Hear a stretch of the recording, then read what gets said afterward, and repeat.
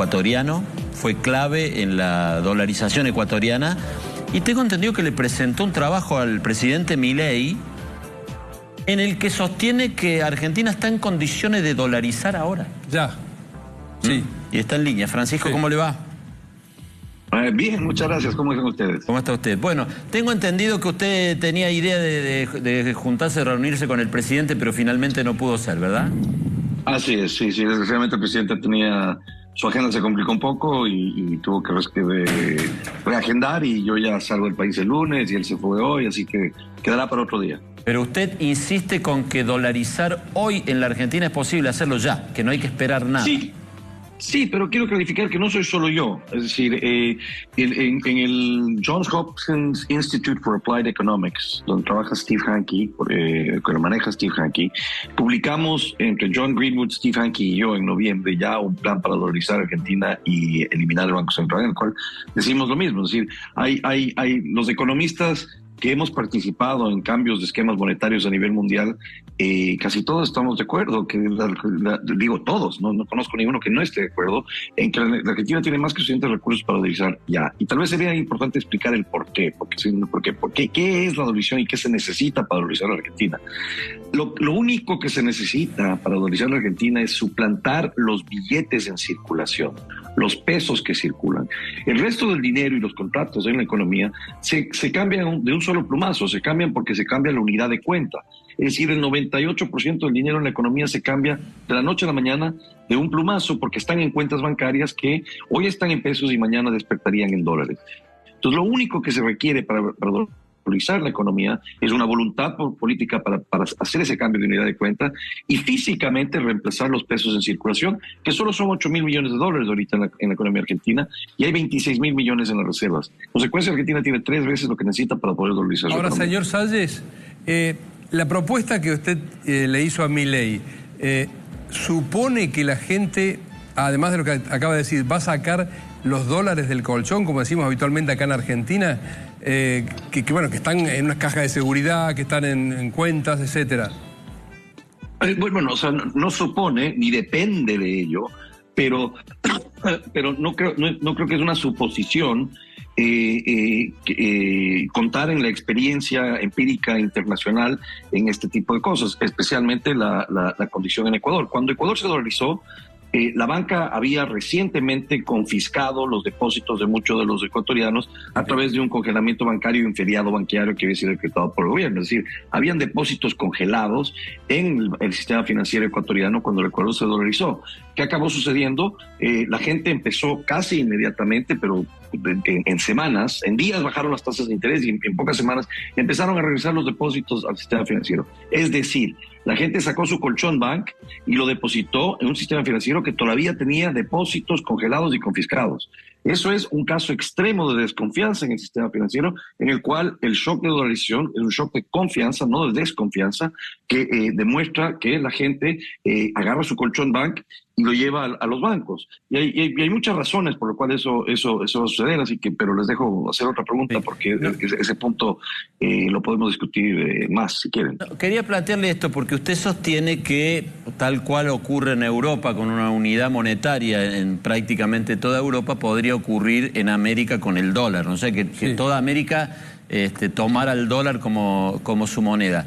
La pregunta sería esta: ¿por qué, si la dolarización es una buena solución para muchas cosas, solo la han adoptado Ecuador y El Salvador, y creo que hay algún otro país más en Centroamérica, y no es general, y no se vuelcan todos los latinoamericanos a dolarizar? Porque no les conviene a los bancos centrales y a los gobiernos perder la discrecionalidad monetaria. Es decir, es extremadamente conveniente tener un banco central el cual puede imprimir dinero para sacarte de apuros cuando tú gastas más de lo que tienes de ingresos. Entonces, tener ese privilegio de tener un banco privado mío que me imprime dinero para mí y es el único que puede imprimir dinero para todo el país, es una gran cosa. Ahora, pensando que un gobierno no es necesariamente abusivo del privilegio de la discrecionalidad monetaria, igual se recibe señoraje. Es decir, la inversión de la Reserva Monetaria Internacional recibe unos intereses que le caen al Banco Central, que son unos ingresos para el gobierno. Entonces, hay pocos incentivos económicos y políticos para que la gente voluntariamente entregue sus privilegios en general. Y el privilegio de imprimir moneda es uno de los privilegios más importantes, más ¿cómo se llama?, poderosos y más lucrativos que existe. Entonces, por eso es muy difícil que los bancos entreguen su potestad. Sin embargo, de eso, 59 países en el mundo, casi un tercio de los países en el mundo, ya no funcionan con política monetaria discrecional. Es decir, han decidido que ellos, como entidades políticas, no van a tener una discrecionalidad absoluta de la expansión de la masa monetaria, porque ellos reconocen que ellos podrían eventualmente empobrecer más a sus ciudadanos. Está bien. El otro día le escuché un concepto que me gustó mucho porque yo no lo conocía o no lo había visto. Si usted decía que, espero expresarlo bien, que mientras más lejos esté de la fuente de generación del dinero, más pobre uno se vuelve o más sufre la gente. Es decir, los ricos estaban más cerca del banco que emitía la moneda y por lo tanto sufren menos, y los pobres están lejos y por lo tanto sufren más. Algo así. Correcto, no, usted lo dijo correctamente. Y se llama el efecto Cantillon, Cantillon, un economista francés del siglo XVIII, o del XIX, creo, perdón. Pero bueno, el efecto Cantillon es exactamente lo que usted dice, es decir, los que están más cerca de la fuente de la creación de dinero reciben el dinero primero. Ese dinero todavía no pasa por todo el sistema económico y en consecuencia no ha afectado los precios, no ha creado inflación. Entonces yo con ese nuevo dinero puedo salir a comprar bienes y servicios que todavía no han subido de precios. A medida que ese dinero sigue circulando, es decir, la masa monetaria expandida empieza a entrar dentro del proceso económico, pues crea una presión de precios para arriba. Entonces, eventualmente, cuando el dinero le llega a la persona que está más lejos de la fuente de creación de dinero, los precios ya han subido y ese dinero ya no compra lo mismo que compraba para la persona que estaba más cerca de la creación del dinero. Ese es el efecto Cantillon. En consecuencia, lo que está sucediendo es que se está transmitiendo recursos, se está haciendo una redistribución de recursos desde los más pobres, de los que están más lejos de la creación de dinero, hacia los que están más cerca de la creación de dinero. Es un efecto muy conocido en la economía y se llama el efecto Cantillon. Y eso se impediría con la dolarización porque ya no tendría una fuente cercana de emisión de dinero los gobiernos. Exactamente. Ahora, ayer lo escuché al presidente Milei y da la sensación de estar alejándose de la idea de dolarizar. Está hablando de canasta de moneda, no sé si lo escuchó usted. Sí, mira, creo que es un tema un poquito semántico y lo vamos a explicar de la siguiente manera. Hagamos libertad de monedas. No, yo no tengo nada en contra de la libertad de monedas. Todo el mundo debería ser libre de contratar lo que quieras, peras, naranjas, lo que quieras. Pero el Estado tiene que llevar su contabilidad en una unidad de cuenta. Entonces, si el Estado utiliza la unidad de cuenta dólares, cuando tú vayas a pagar impuestos, tú tienes que demostrar una serie de estados financieros que demuestran tus ingresos y tus gastos y tus utilidades en dólares. Entonces, tú puedes llevar tus contratos en la canasta de monedas que te dé la gana, puedes hacer la libertad de monedas, puedes, si quieres, contabilizar, como te digo, en peras y naranjas, pero el rato que tú llegues a pagar tus impuestos, vas a tener que pagarlos en dólares. Entonces, oficialmente, el país se dolariza de acuerdo a la unidad de cuenta que utiliza el gobierno. Y por lo que usted conoce, sabe, le han dicho, ha charlado, ¿usted cree que el presidente Milei sigue con la idea de dolarizar?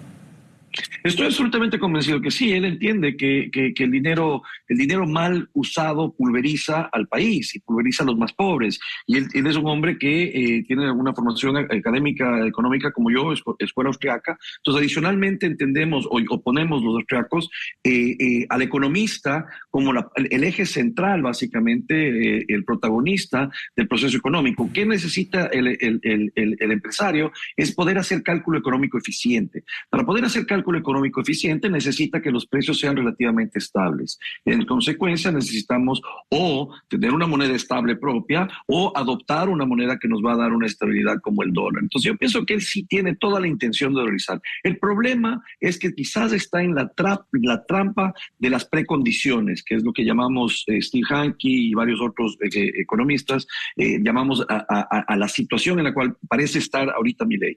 ¿Qué es esta trampa de precondiciones? Es que se rodea de muchos economistas que dicen, mira, la dolarización es viable, es necesaria y es deseable, pero pero necesitamos esta precondición para que se pueda hacer. La dolarización es maravillosa, pero necesitamos esta otra cosa para que sea efectiva. Entonces, esta trampa de las precondiciones puede durar para siempre, porque pueden existir todas las precondiciones que tú quieras. Ese es el problema que nosotros vemos en esta ahorita. Entre esos peros están los pasivos remunerados. ¿Se la solución a ese tema, esa bola de deuda que tiene el Estado?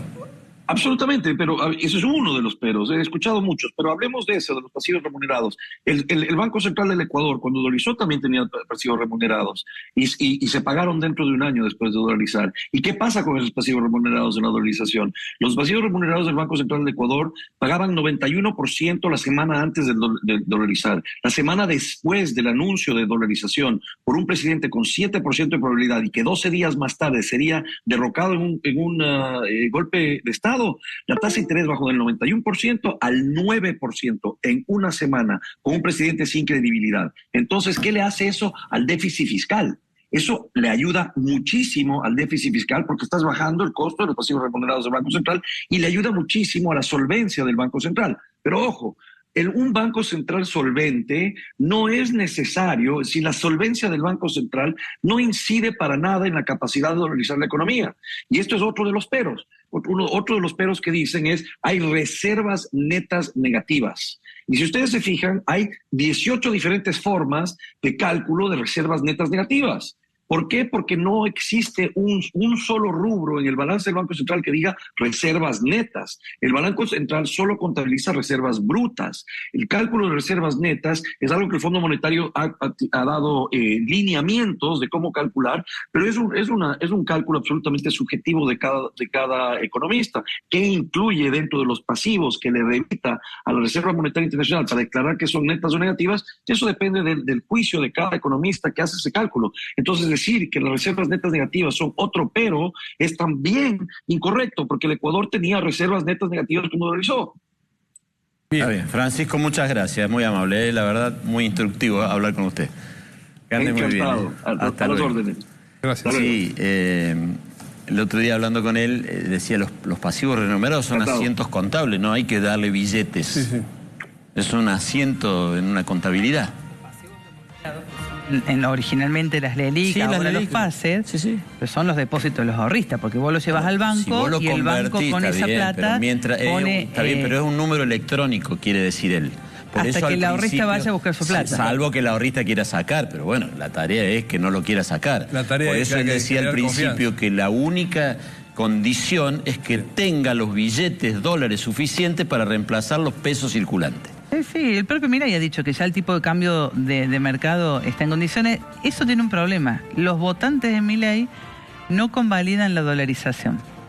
O al menos los votantes del 56. Probablemente los del 30 original de las PASO. A mí me parece que, a ver, yo me estoy desayunando con estas entrevistas. Todo, yo creo que no sabemos bien de qué se trata dolarizar. Claro, ¿por dónde va? No tenemos muy claro qué es dolarizar. La mayoría de las personas, digo, ¿no? ¿Qué significa? ¿Cuál es el beneficio? ¿Cuál es la ventaja? Hay mucha gente todavía que cree que si gana 300 pesos va a pasar a ganar 300 dólares. No, sí. Claro. Para que veas el problema que hay para explicar, es un proceso que es complejo y que en Latinoamérica, El Salvador, Ecuador, me parece hay uno de los países de Centroamérica que también, sí, de América Central también lo tiene.